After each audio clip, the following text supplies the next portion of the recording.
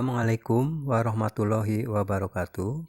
Selamat berjumpa kembali dengan saya Prayitno dari channel Prayitno Berbagi. Channel yang merupakan wahana informasi pendidikan, pembelajaran, materi pelajaran, maupun informasi mengenai P3K dan ASN.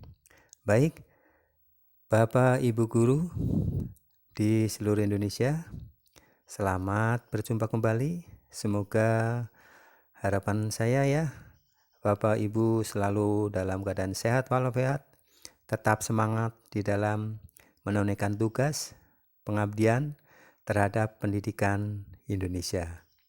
Baik, Bapak Ibu Guru, untuk menjelang tahun pelajaran 2022-2023, tentunya kita akan berjumpa kembali ya dengan kurikulum merdeka ya, atau kurikulum paradigma baru yang merupakan upaya Kemendikbudristek ya di dalam mengatasi atau sebagai solusi untuk ketertinggalan pembelajaran atau disebut learning loss, apalagi semenjak pandemi COVID-19 melanda di seluruh dunia, bahkan di Indonesia, maka dampaknya akan terasa ya di dunia pendidikan. Untuk itu, maka langkah Kemendikbudristek menyusun dan mengarahkan penerapan kurikulum merdeka. Nah, Bapak Ibu di sekolah-sekolah, Bapak Ibu semuanya ya sudah mendaftar untuk menjadi sekolah pelaksana kurikulum merdeka dari jalur mandiri ya. Untuk sekolah penggerak tentunya sudah melaksanakan ya di tahun 2020 ya. Kemarin sudah mulai melaksanakan. Baik, untuk itu mari kita pahami bersama, kita kaji bersama ya, apa yang menjadi arahan bagaimana untuk penerapan kurikulum merdeka. Kita akan kaji materi ya, pemaparan mengenai Merdeka Belajar episode ke-15, yaitu mengenai kurikulum merdeka dan platform Merdeka Mengajar.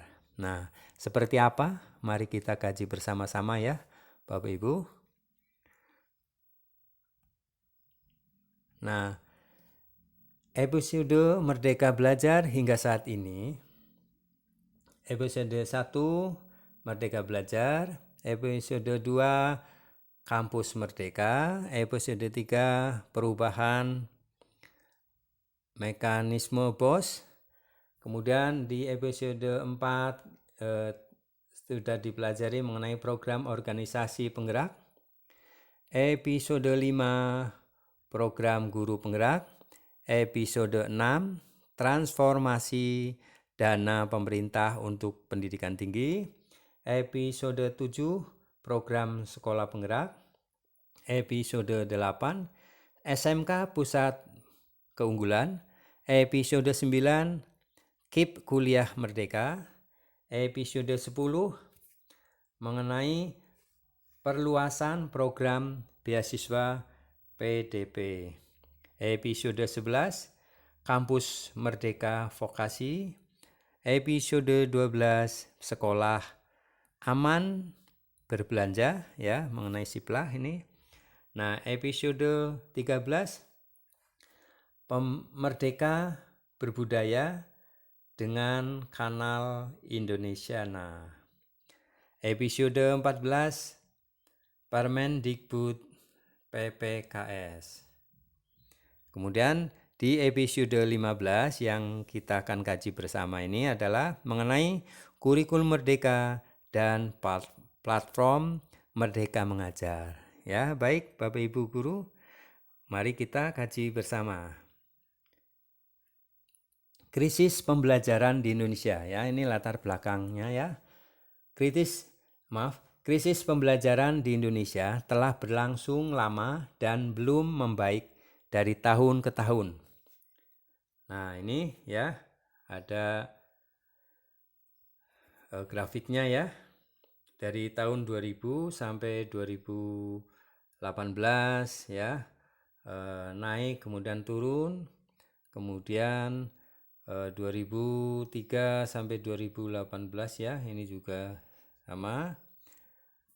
Nah, studi nasional maupun internasional, salah satunya PISA atau PISA, menunjukkan bahwa banyak siswa kita yang tidak mampu memahami bacaan sederhana atau menerapkan konsep matematika dasar. Skor PISA ya tidak mengalami peningkatan yang signifikan dalam 10-15 tahun terakhir. Sekitar 70% siswa usia 15 tahun berada di bawah kompetensi minimum membaca dan matematika. Studi tersebut memperlihatkan adanya kesenjangan besar antara wilayah dan antar kelompok sosial ekonomi dalam hal kualitas belajar. Setelah pandemi, krisis belajar ini menjadi semakin parah. Nah, ini sebelum pandemi ya, terjadi krisis ya di dalam pendidikan kita. Apalagi setelah pandemi, krisis melanda ini, maka terjadi learning loss ya, yang sangat terasa bagi kita, apalagi pembelajarannya melalui daring ya atau jarak jauh. Baik, inilah ya latar belakang ya bagaimana pembelajaran kita ya tertinggal ya. Ini berdasarkan hasil dari studi dari PISA ya. Baik. Nah, berikutnya krisis pembelajaran diperparah oleh pandemi COVID-19 dengan hilangnya pembelajaran, learning loss, dan meningkatnya kesenjangan pembelajaran. Indikasi learning loss yaitu berkurangnya kemajuan belajar dari kelas 1 ke kelas 2 SD.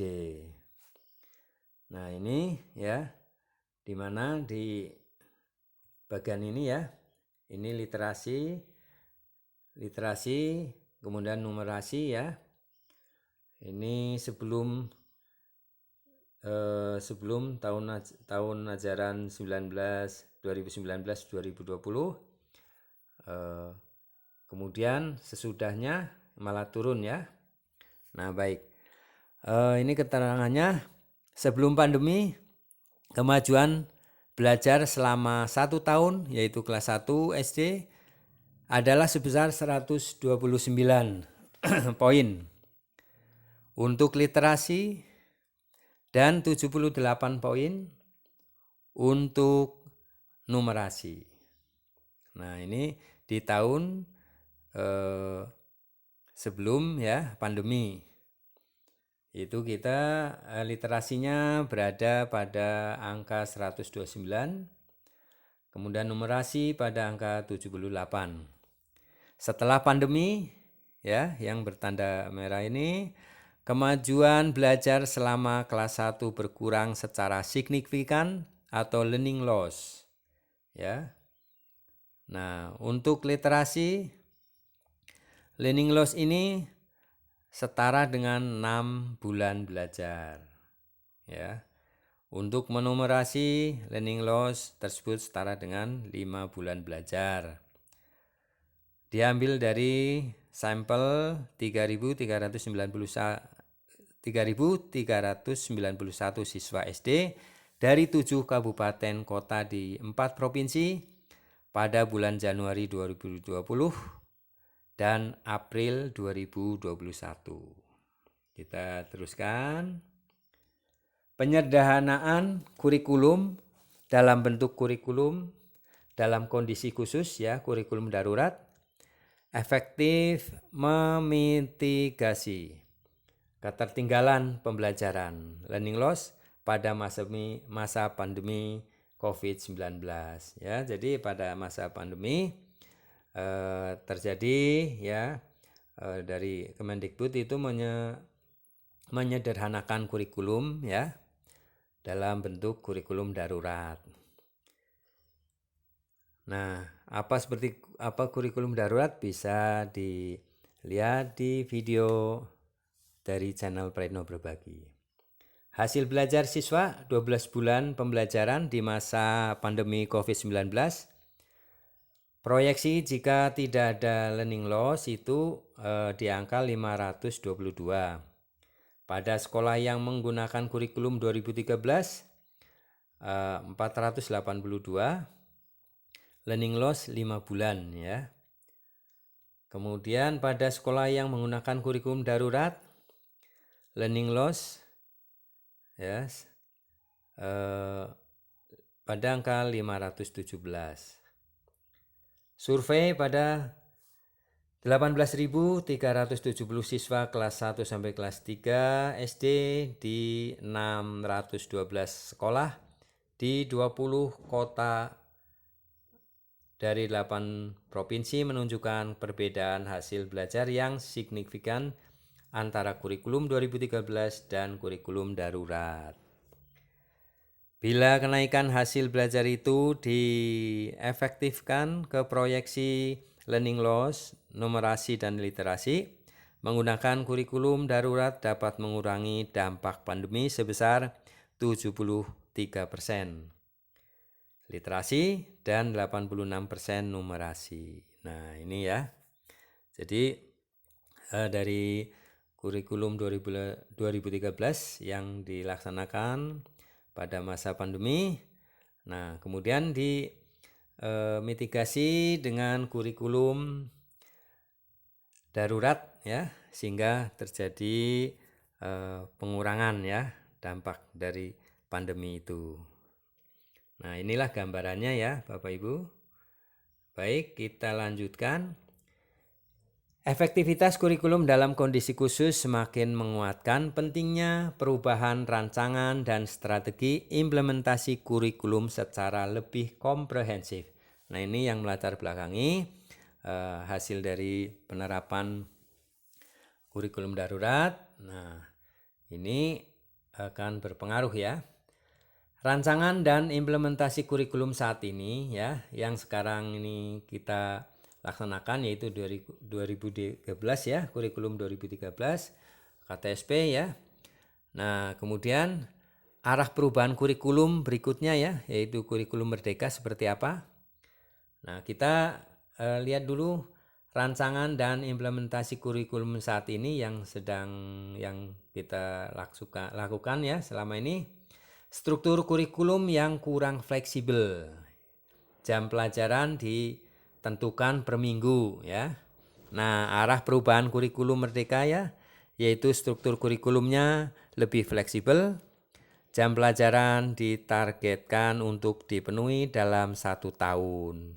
Jadi kalau kurikulum merdeka ini adalah hitungannya 1 tahun ya. Kalau ini kurikulum di 2013 itu atau selama ini kita lakukan adalah per minggu.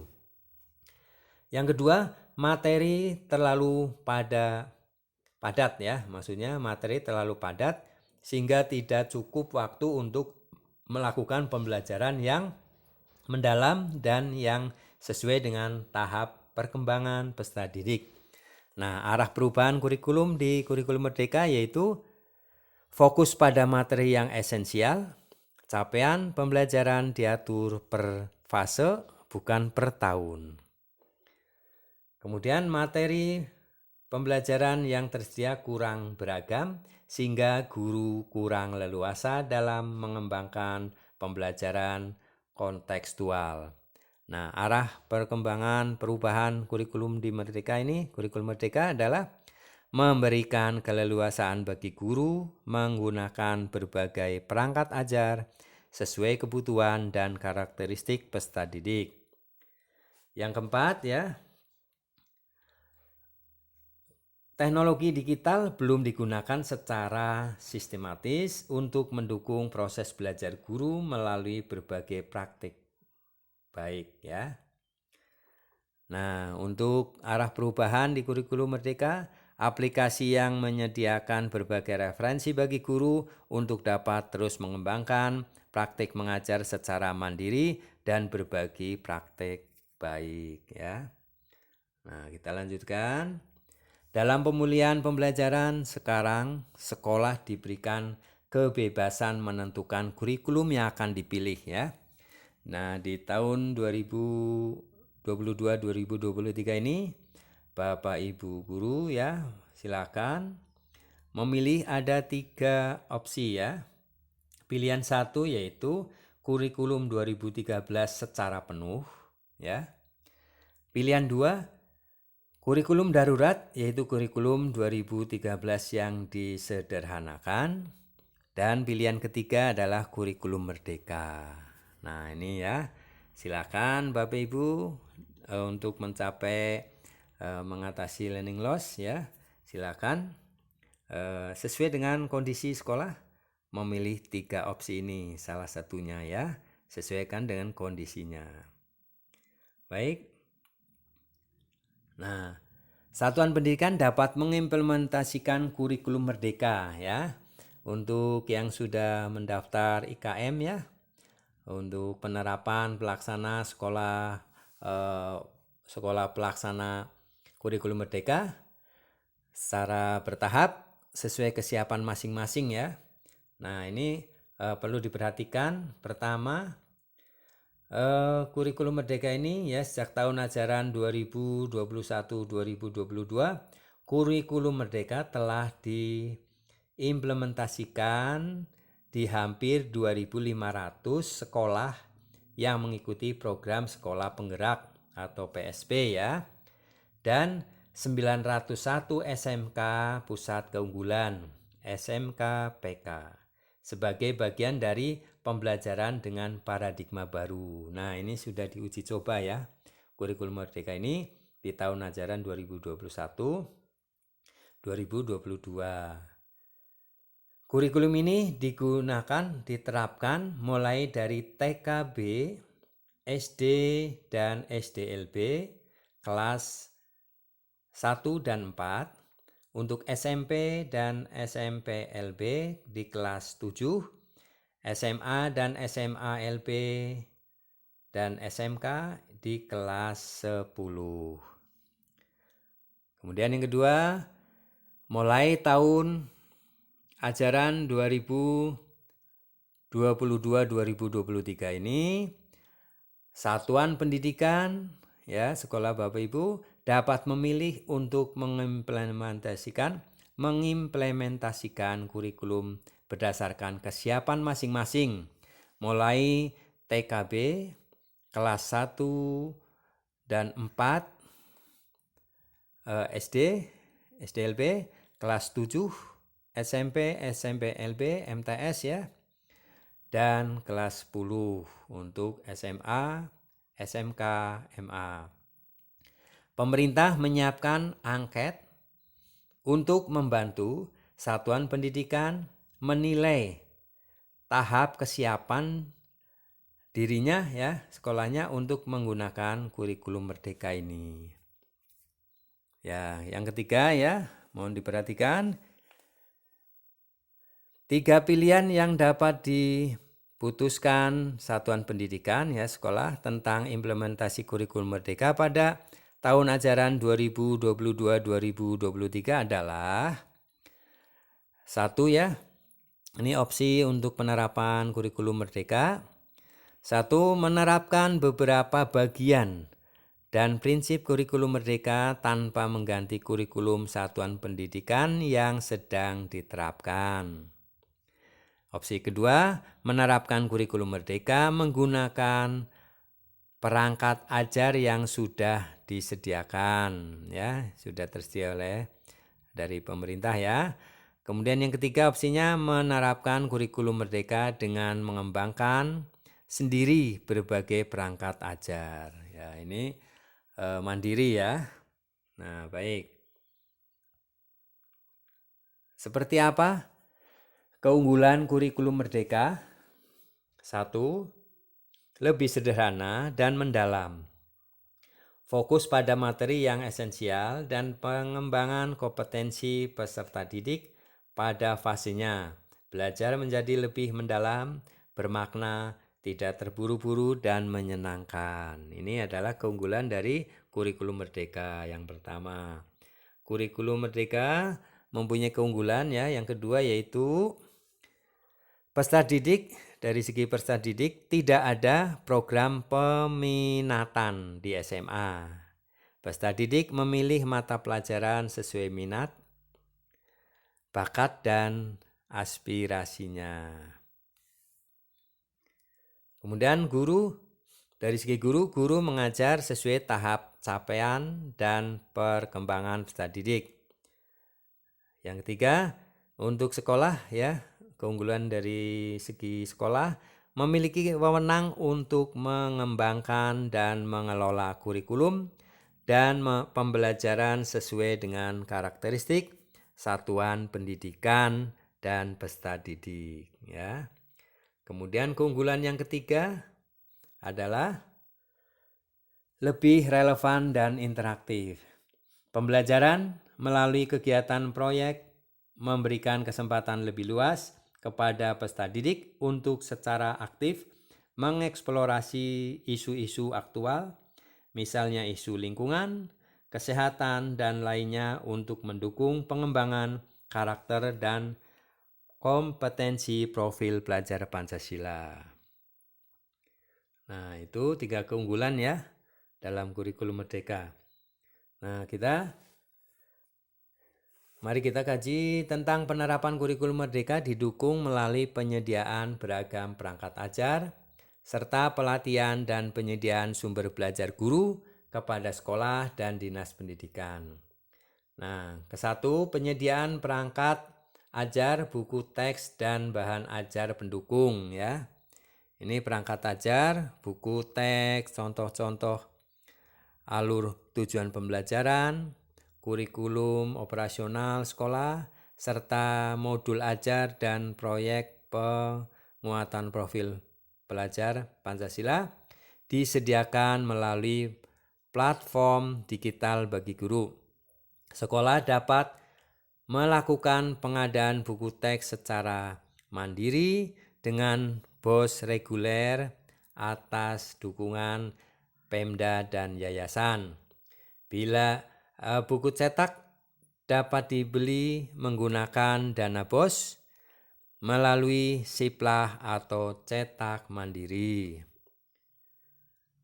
Pelatihan ya, yang kedua, pelatihan dan penyediaan sumber belajar guru kepada sekolah, kepala sekolah dan pemula ya, Pemda maaf.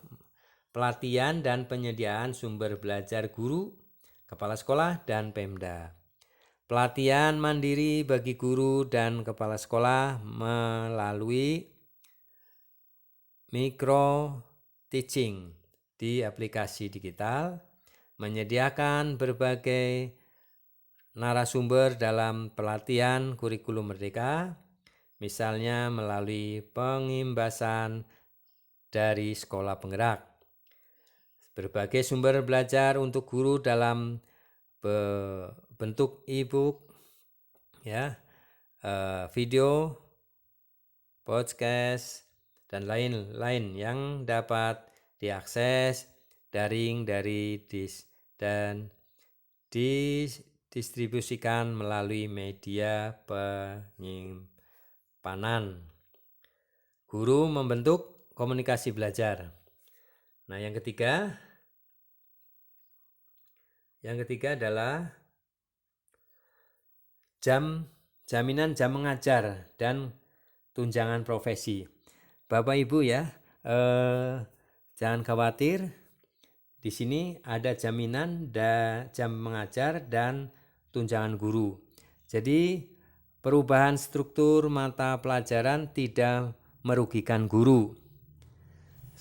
Kemudian semua guru yang berhak mendapatkan tunjangan profesi ketika menggunakan kurikulum 2013 akan tetap mendapatkan hak tersebut ya. Jadi Bapak Ibu dengan adanya pelaksanaan kurikulum merdeka ini maka tunjangan tetap dijamin.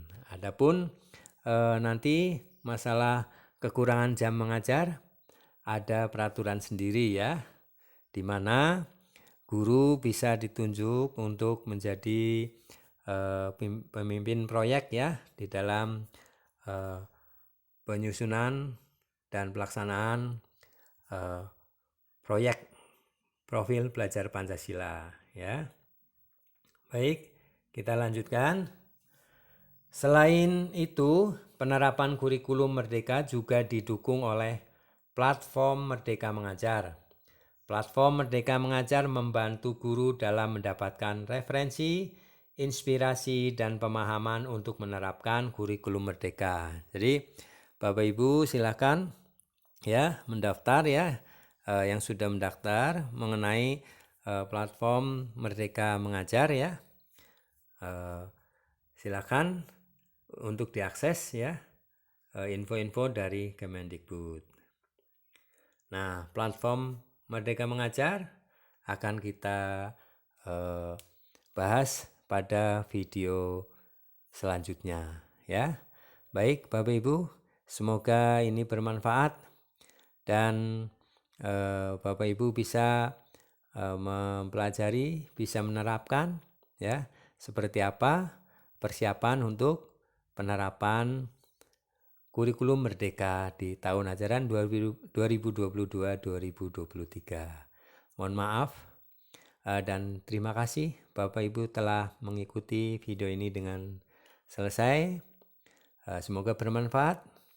Jangan lupa dukung channel kami Praitno Berbagi agar bisa menyajikan informasi pendidikan yang terbaru dan bermanfaat bagi Bapak Ibu guru di dalam melaksanakan tugas. Terima kasih, semoga bermanfaat.